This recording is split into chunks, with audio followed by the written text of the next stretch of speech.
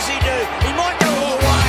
He gives it a ride. It's a chance. It'll be a goal. Beauty, buddy. Wants to roll on the floor. He can. Come at the moment. Come at the champion.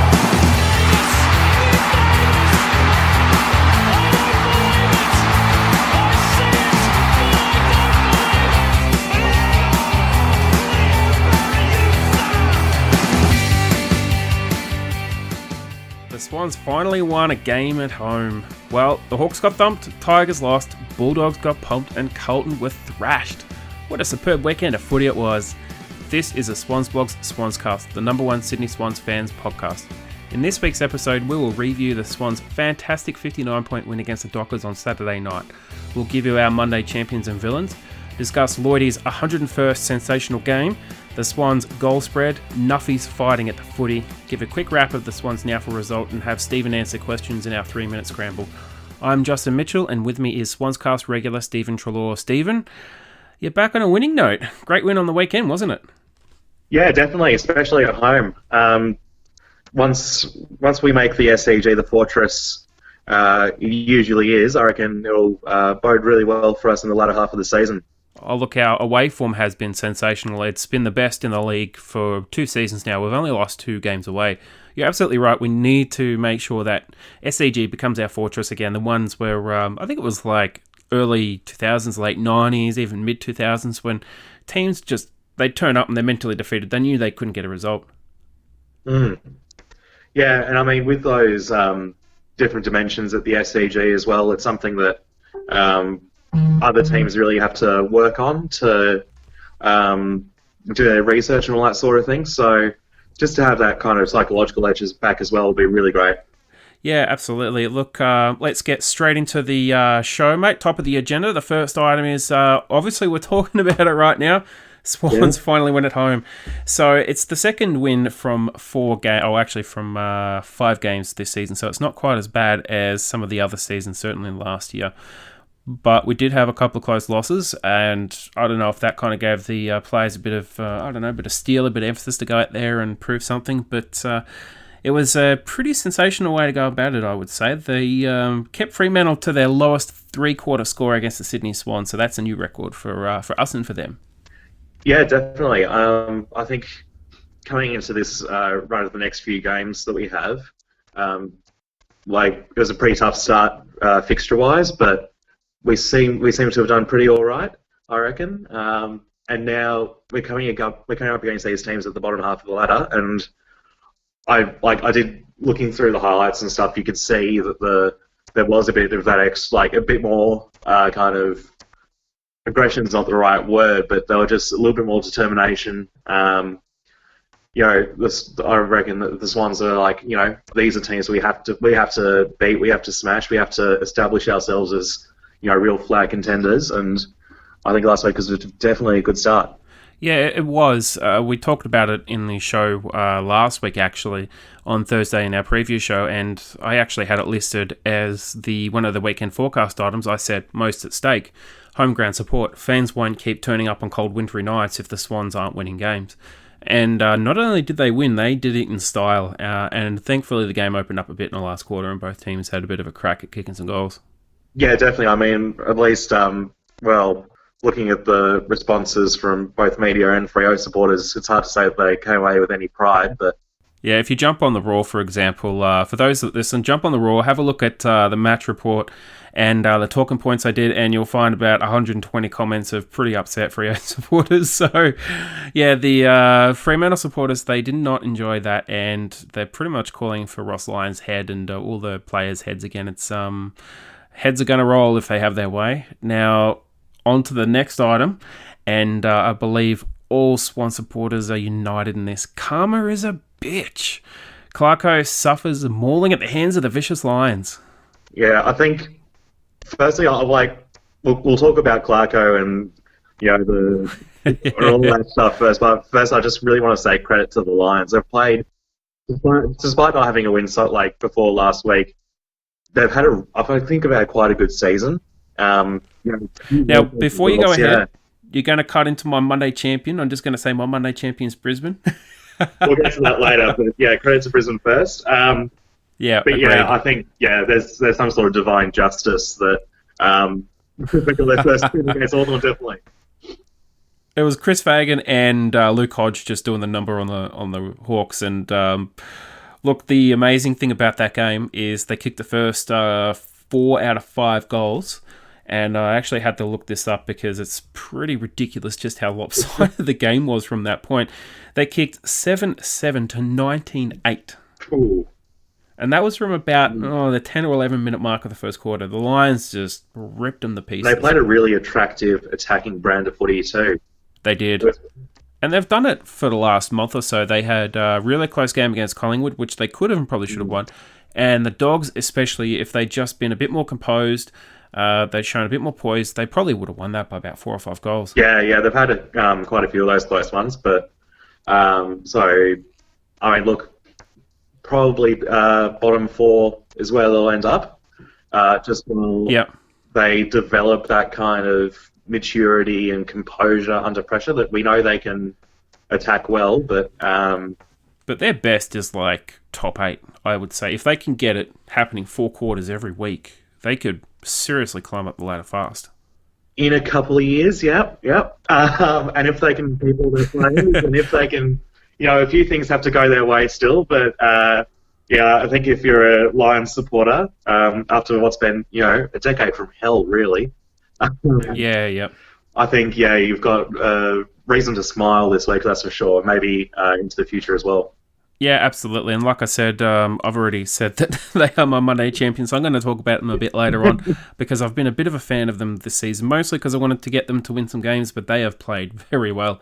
Now, straight into Monday's moment of madness, and I just can't believe this is still going, and I'm calling it #TouchingGate, Stephen. It is...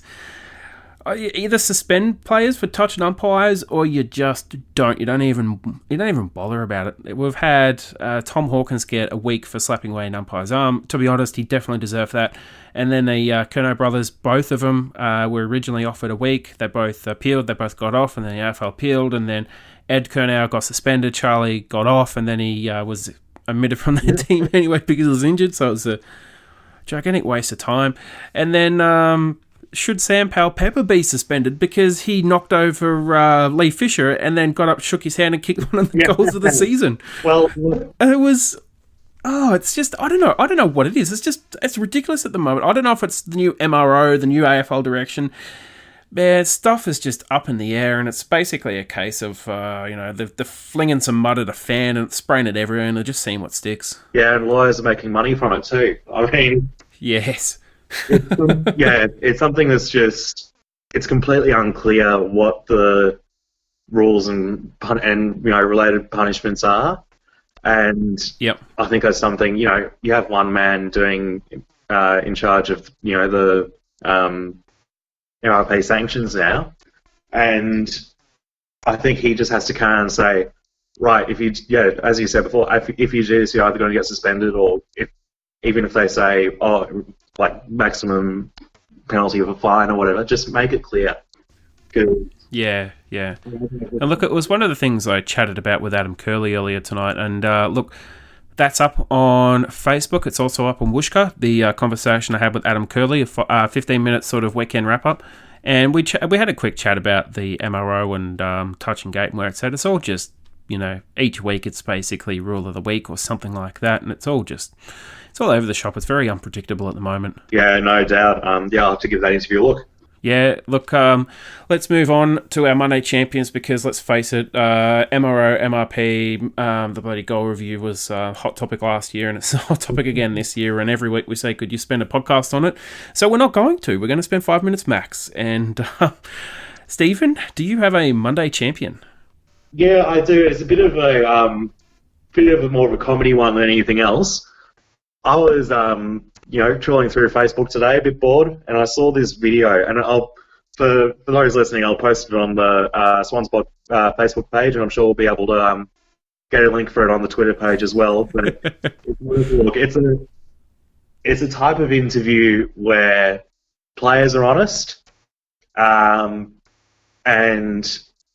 it really just entertains. So Dan had to bring in Josh Kennedy, doing an interview eating progressively hotter types of hot wings. And by the end of it, oh man, it gave me a good laugh. So I'll make sure that's posted on the social media platforms, but it just gave me a good belly laugh. Now, I do have a Monday champion, and I touched on it before, the Brisbane Lions. Look, for those that have been keeping track of the SwansCast throughout the year, we have pretty much, or at least I have, been on board with the Lions. I've picked them nearly every week, and I've gone, you know what, I really want Lions to win, and then when I got absolutely thrashed by Richmond, I was like, screw it, I'm off their bandwagon, off the train. They've had a really close game against Gold Coast Suns. They had a really close game against Collingwood. They had a really close game against the Dogs. I was there to watch that, and they were really good. And they finally got a win, and they did it in emphatic style. Fantastic to watch. I just loved Hodge giving Roughhead and all his old teammates a bit of lip, and Charlie Cameron taking a screamer, and he just looked genuine threat in the forward line. They just couldn't handle him, and even Robinson was getting on top of the midfield, and they just looked like a really good football side, Stephen. Yeah, I mean, Hawthorn were poor. Yeah, they were.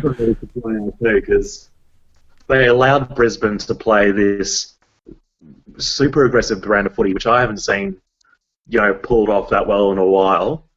Tom Mitchell still got his 40 plus touches and did all that, but the rebounding it was the slingshot movements that Brisbane were doing, led by Alan Christensen, who I thought was brilliant. Yeah, Hugh McCluggage was really well. His disposal kind of efficiency and what he can do with the ball is really good. He'll be a gun player, Hugh McCluggage. Yep. But yeah, going straight down the corridor, and it works. Hipwood was dangerous. He killed it. Hipwood was marking everything.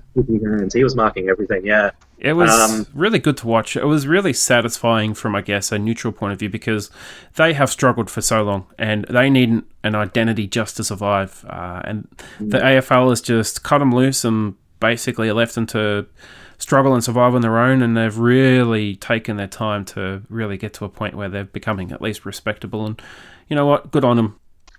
One thing I want to point out, how Alex Witherden has not got a Rising Star nomination is beyond me. He's not Victorian. He doesn't play for a Victorian club. Ben Ronco, I'm surprised he even got the nomination playing for Sydney.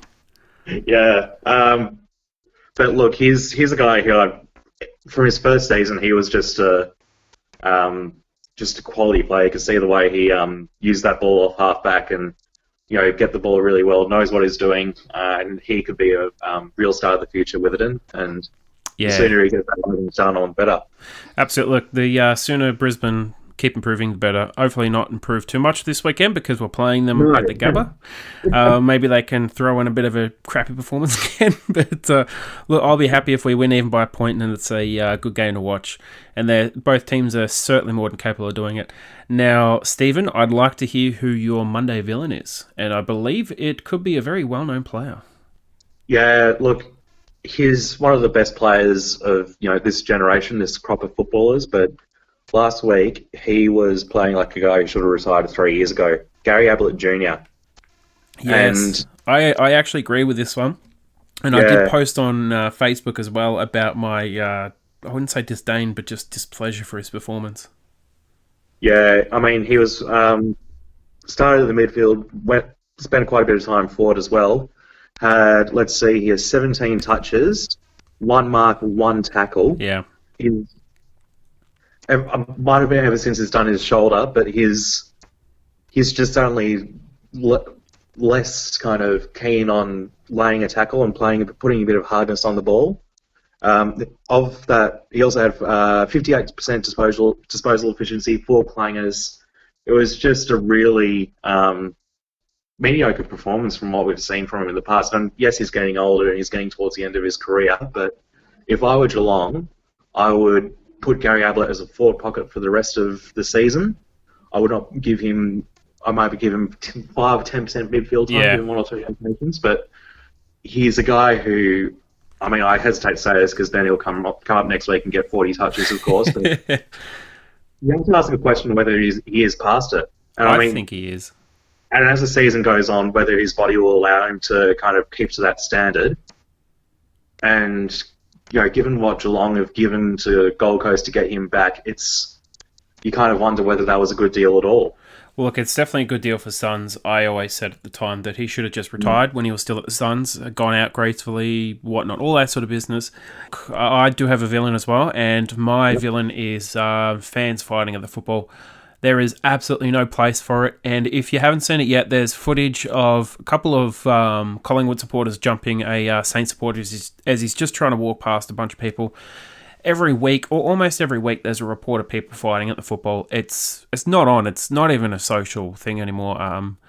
You go to football, emotions kind of run a bit hot. Everyone gets a bit excited. I remember going to a Hawthorn game, and I had one guy who wanted to fight me just because I was cheering on the Swans and cheering on Adam Goods. There's no place for violence at all in football, and unfortunately we keep seeing idiots doing stupid things at football. Yeah, and I recall even a few weeks ago in the Collingwood cheer squad there was a scuffle at the end of the game as fans were leaving, and it's something that keeps on happening. Speaking of fan behaviour, there was a moment where Adelaide fan tapped, I think it was Easton Wood, gave him a bit of a tap on the bum as he was picking up the ball at the boundary line. And it's possible to have a bit of a chuckle at that, but at the same time, these are the kind of, the players' workplaces, and, it does kind of constitute sexual assault, that sort of thing, sexual harassment. Yeah. It's not something players should ever have to expect or even have to deal with at all. And, I think having the fans as a villain is probably a good move, I reckon. Good choice. Yeah, it's long past due that something really need to be done about it. And now, Stephen, we put out a question for our listeners tonight, and the question was, did the Karma train steamroll Clarko? And we got back some, I'd say, some pretty decent responses on Twitter and Facebook. So the first one was from Steve. He said, I don't hear quite as much about the Hawks playing finals anymore. I think Dunstall is the only one who doesn't look through golden brown glasses when analysing the team. Glad the Lions got that win out of their way before this week. It's a good point. And Chris from Facebook, did the Brisbane Lions actually win a game? Did they actually? Well, they've been close for weeks. I think it's only been a matter of time for them. Yeah, absolutely. Yeah, against Hawthorn, who have been up and down. I wouldn't be surprised if there were a couple of people who were tipping them last week. Frank from Facebook said, hell yes, and I wonder what Alistair and Gil the Dill are changing next. Maybe opposing teams to Hawthorn are only allowed to field 5 players and all free kicks to Hawthorn.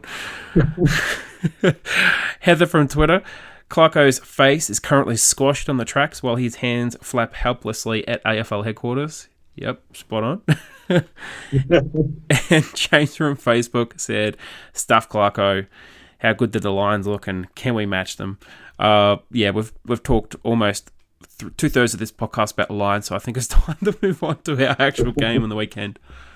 Plus we'll leave that for Thursday, yeah. Yeah. Oh, man, I think everyone's kind of drooling over the Lions at the moment. Look, a couple of quick stats from the game, and then I'll get your thoughts. So we actually led the inside 50s for a change. I was shocked, 60-50. And our efficiency was very good going inside compared to Fremantle's, which was just atrocious. We had 11 different goal scorers. Kennedy was our leading goal scorer. He actually was our first multiple, and he kicked 3 goals to three-quarter time. Lloyd had 41 disposals, McVeigh 31, Rampy 22, Smith 21, and Grundy 20. Now, Stephen, can you spot the similarity between those players except for McVeigh? Take McVeigh out of the equation.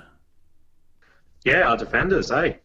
More importantly, they are rookies. Yes. They're defenders and they are rookies. And they're all in career best form, especially Grundy. I mean, who would have thought it 3-4 years ago we'd be talking about Grundy career best form racking up 20 disposals a week and 8-9 marks? Yeah, he's been, I think he's one of those underrated sort of players. I mean, in the past few years... I probably would have taken your arm off if you said that to me and said, yeah, I'm not giving your arm back. Well, he'll shut down the opposition small forward the opposition key forward more often than not. Yep. And in that 2016 year, he was absolutely immense. I was miffed that he wasn't didn't even get a mention in the All Australian squad. Oh, he's been stiff for a long time. I can't believe they've never given him a nod in the extended squad, despite the fact that key forwards rarely even get on top or even kick goals against him. But he's not the flashy kind of rebounding type like a Rance is. Rance, if you go one-on-one with Rance and you get a high ball, Rance loses about 60% of the time, whereas Grundy will win about 90% of the time. The only way you can beat him is on a long lead. Yeah, true. That's where age comes into it as well, and plus being a turtle. Yeah. Now, Lloyd, 15 marks, 163 fantasy points. The AFL fantasy, which is ridiculous. It's right up there for one of the highest of the season. Swans, they had plus 72 possessions, minus 6 clearances, despite the fact they had negative 36 hitouts. They had plus 8 contested possessions, and believe it or not, it's actually one of their lowest tallies for as long as I can remember. Minus 29 tackles for 34 all up.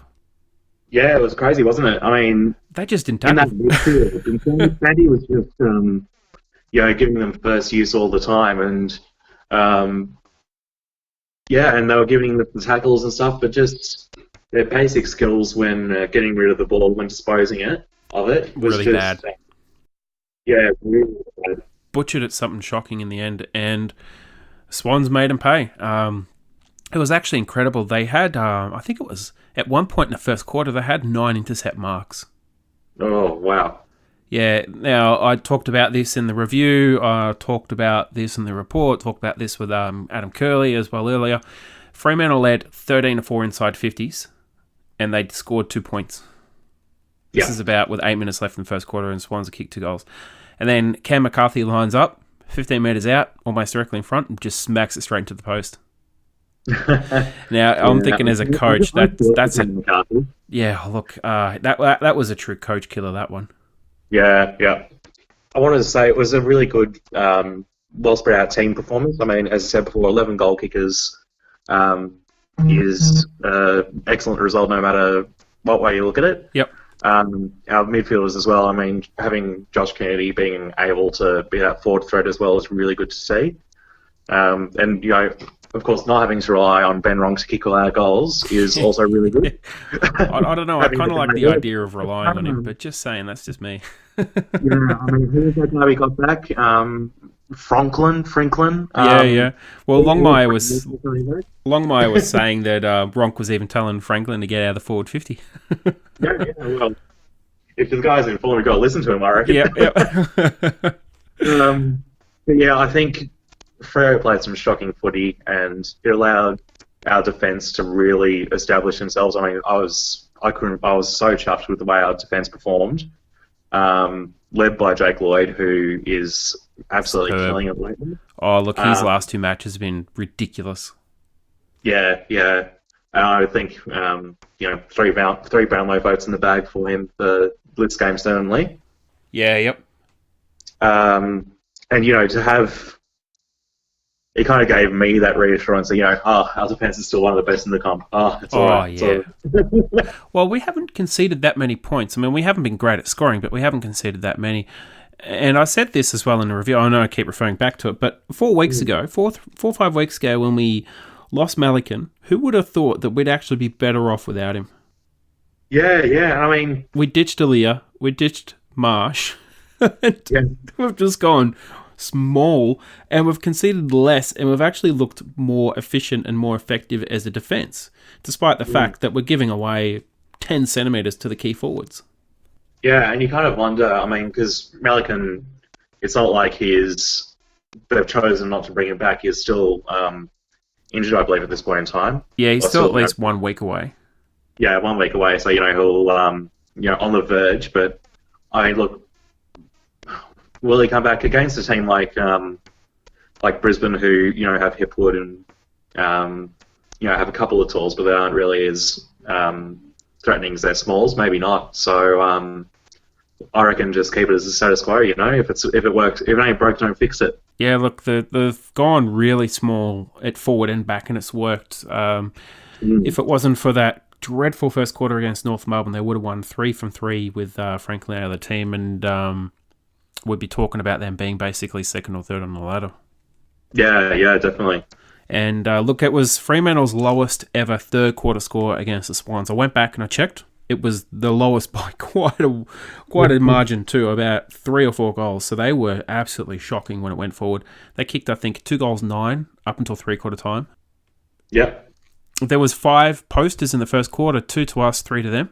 And Ben Ronk, his goal was actually set up by a really great play by McCartan, who actually contested a ball with McCarthy, who was basically ready to mark it. He just fisted it out the back, and then Ronk was the lucky recipient down in the forward line. Yeah, McCartan's he's impressed me. I'm really glad he got his first goals on the board as well. I was kind of thinking he might be dropped after last week. I mean, he did do his job well, but whether someone else might come in who can do a bit more than just bring the ball to ground. But I mean, look, he's really impressed me, and I did think before he debuted that he'd be a bit too young, a bit too slimly built to really contest at AFL level yet. But look, I will say he's impressed me, and if he stays in the team, good on him. Yeah. Look, I would agree. I think I certainly would have to go back over maybe 1 or 2 podcasts where I've said maybe McCartan's not ready yet. He's just could be a physical issue, but yeah, he's really impressed. He's actually, like, I met him at the fan day, and he's not that far off physically. He's a big boy, and he's just turned 18. Yeah, for a kid, he's a big rig, and he's playing like he's actually got the fitness and the physicality to go with it as well. He kicked a great goal, the first one. Should have that second one, which was just phenomenal work coming out of the centre square. I mean, that would have been one of the goals of the season if he kicked it. Just a little dodgy bounce at the end, and Franklin tried to shepherd it through. But the third one was set up by Kennedy, which was a great one. Kennedy just pushed it out to him, and then he just snapped and it went through. And it was great to watch that, I thought, anyway. But look, last quarter was quite open compared to the rest of the game. 5 goals to 6. Obviously, the Swans still won that quarter, despite Fremantle having a crack. Fremantle's entries were just that bad. They just basically kicked it to the Swans almost every single time.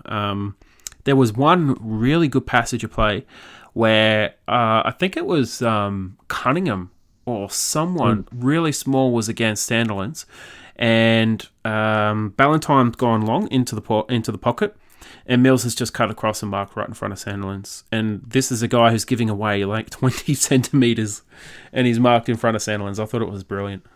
Yeah, Mills is the the player with no fear. He'll just do anything that's required of him, and his efforts down back have been really good the past few weeks.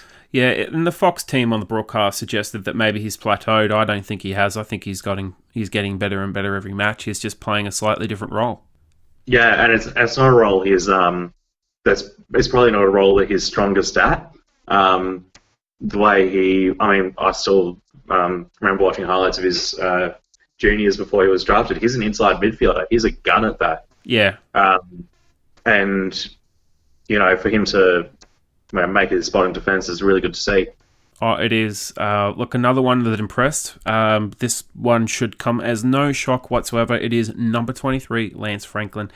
A bit rusty in the first half, got his first goal, and then from then he just ripped the game apart. Finished with 19 disposals, 12 of them contested. 9 marks, 3 contested, and a couple of absolutely beautiful overhead marks. And he didn't even give away a free kick, despite accidentally knocking out Hamling. So, yeah, 9 inside 50s. His message to the AFL got through. Yeah, yes. His game was absolutely superb. He was, whenever the ball went near him, he was absolutely deadly.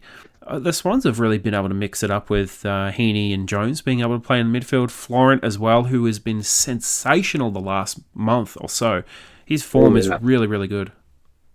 I wanted to ask you your thoughts, Justin, on one guy who also returned last week, Dan Hanbury. I thought he was a bit rusty. Yeah.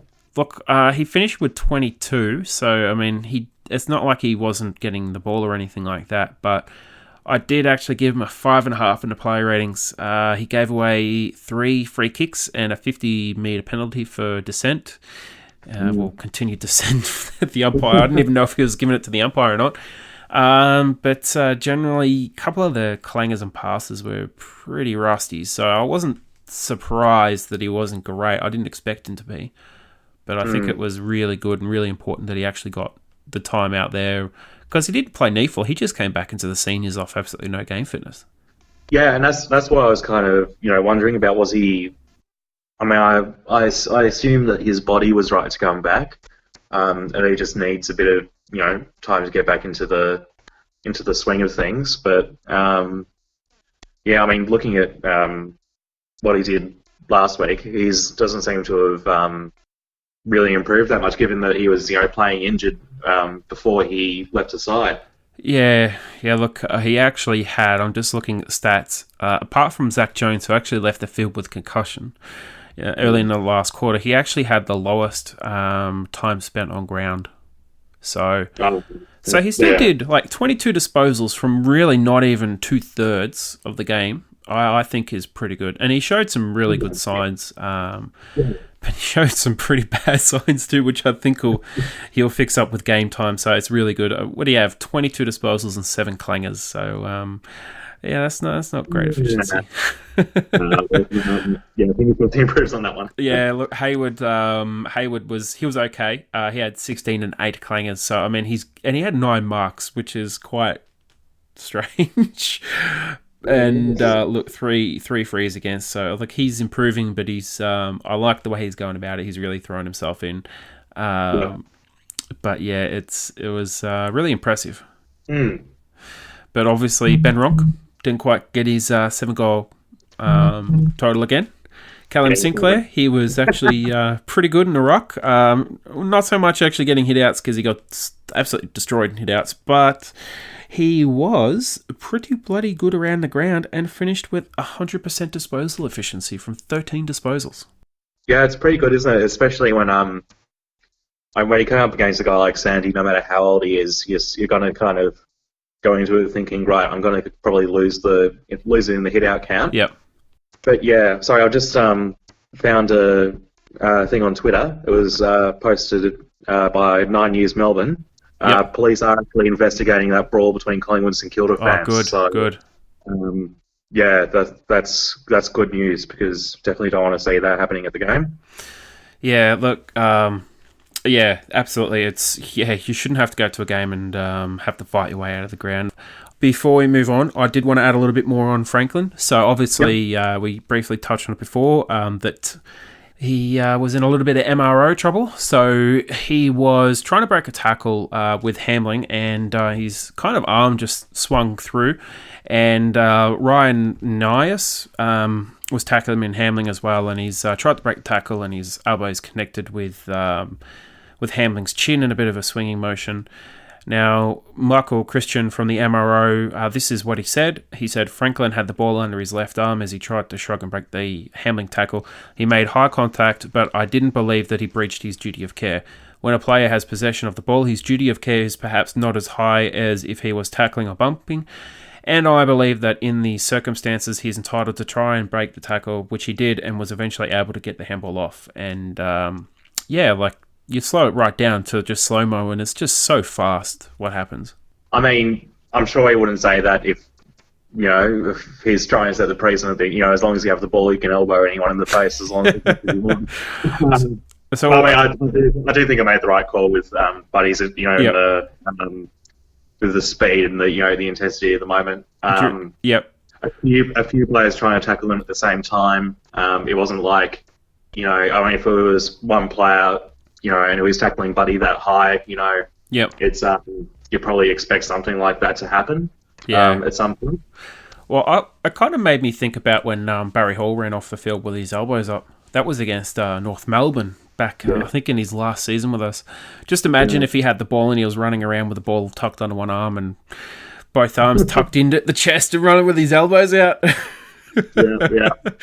Let's do a quick NEAFL wrap. We had Nick Blakey. Actually, he made his debut and he kicked 2 goals. So he was pretty good on debut. Obviously, we can't really speak for the Vision because there was none.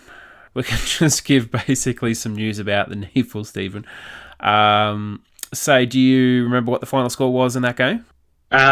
Yes, it was. Wait a minute. I've got the NEAFL app here. Wait a minute. I'll bring it up while we keep talking. But yeah, Blakey did pretty well. He was managed pretty carefully, I believe. He's certainly didn't play a full game or anything like that. But yeah, he's kicked 2 goals, did some important work up the ground too. I saw there's a Facebook page, Sydney Swans Reserves team, and they're usually pretty good at giving updates and all that sort of thing. I saw his name mentioned in terms of delivering the ball inside 50, which was really encouraging to see. And yeah, so he won 20 goals, 11, 131 to 6 goals, 743. And that's against Southport, who were top of the ladder before this game. Yes, that is as big as a thumping as you could possibly hand out. And the NEAFL side are getting some of their stars back as well. Amadi and Rose kicked 4 goals each.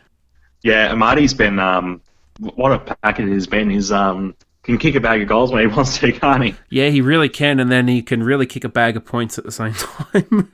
Yeah. And when he gets those goal boots and the goal range and everything lined up, I reckon he's a good sort of 3-4 goal player in the seniors. He can really play. Yeah, I'll be interested to see how he develops, but he's certainly hasn't done his chances any harm at all. No, he hasn't. And Cameron dominated. Yeah. He has been in ripping form for a while. Yeah. Now, I questioned probably about 4 or 5 weeks ago about the quality of the opposition. I don't really know much about the NEAFL ruck. Some of them weren't really discussion-worthy, but the fact that he's pretty much destroying the competition really means he's pretty much real close to a call-up, if not in the line before the bye. So if he can transition that form that he's showing in the reserves into the senior team, he's going to be absolutely good. Now, who was our top possession getters for that game, Stephen? So our top possession getter, Dan Robinson. Kind of one of those rotation players in the senior squad, but he had 40 touches, 23 kicks, 17 handballs, and 10 marks and 4 tackles as well. So that's a big game. It was an impressive game from him, yeah. Now, Newman also finished with 34, and Fox, who another one of those in-and-out rookies, he's 31 disposals, so they both had pretty good games. And Colin O'Riordan, he's definitely not even knocking the door down anymore. He's kicking holes in the door and screaming, "Why won't you let me in?" Because his form has been red hot for the last 6 weeks, basically around about the time they had the bye. Well, yeah, I mean, even last year as well, he was doing things that were really kind of, making everyone look at him, really, as a potential senior option. But this guy who's, coming from Ireland, just come to the game for, a couple of years, he's really knocking that door down, isn't he? Yeah, he is. I think he's probably going to get a debut this year. It really depends whether or not Dawson comes up. Dawson is still injured. He's been perpetually injured since I don't know, maybe last year or something. He is definitely excelling in his absence, and he's making it worth it. So Towers, 29 disposals. He was good. Styles, a young kid. We picked him up in the draft, didn't we? Yeah, the rookie draft. Rookie draft this year. Wasn't an academy boy. I think he's a Victorian guy from memory, but he's doing good things as well. Yeah, he's definitely improving week in, week out. And Aaliyah, all reports was he actually had a pretty good game and playing ruck, forward, and defence. So he's getting the old bloody Sam Reid treatment and never going to lock down a position. Yeah. Now, Stephen, it's time for the 3-minute scramble. So we have 4 questions for you to answer if you are ready to rock and roll through them. All right, bring them. All right, and here we go. Joshua from Facebook, he asks, should we have gone after Luke Hodge for a coaching role? Ooh, that's a good question, Josh. Yeah, it is. I think it's up to it was more up to Luke Hodge than us. I think because he was offered a 2-year playing contract at Brisbane, which I think was the main feature. I don't think we would have offered him that at all. No. I think Brisbane had a lot more to gain from their younger players having someone like Luke Hodge there teaching them how it all works. And to be honest, I think our current assistant coaching staff, we've got a few good ex-players, Stevie Johnson, Dean Cox, as a couple of them who've come in recently. I don't think we should have gone for him, no. No, maybe not like this year, but I think if we can get him in the next couple of years, I'd go for him for sure. Yeah. Now, David from Facebook, he asks, with some games coming up against lower grade teams, is it a chance to give Darcy Cameron a senior game and give Sinclair a bit of a rest for a week? Well, look, I mean, Cameron has been absolutely dominating at NEAFL level. He had, 2 goals, nearly 20 disposals, 11 marks. So he's been doing quite well up forward as well. So should he get his debut soon? Yes. At the expense of, giving Sinclair a full-on break, I don't think so. I think it'd be best to, play them both and, rotate them and just kind of so it would certainly put a bit more pressure off Sinclair. But yeah, I reckon, the time's almost right for Darcy Cameron to get in there. Yeah, and even on the weekend they played Rowan and Kennedy in the ruck even when Sinclair was still on the field, and so did Fremantle with Fife. It was a bit funny to watch, actually. Now, Liam from Facebook, he asks, should we make changes this week, bring back Newman and Towers, and send Hanbury and Kieran Jack back to the Rezzies? Short answer, no.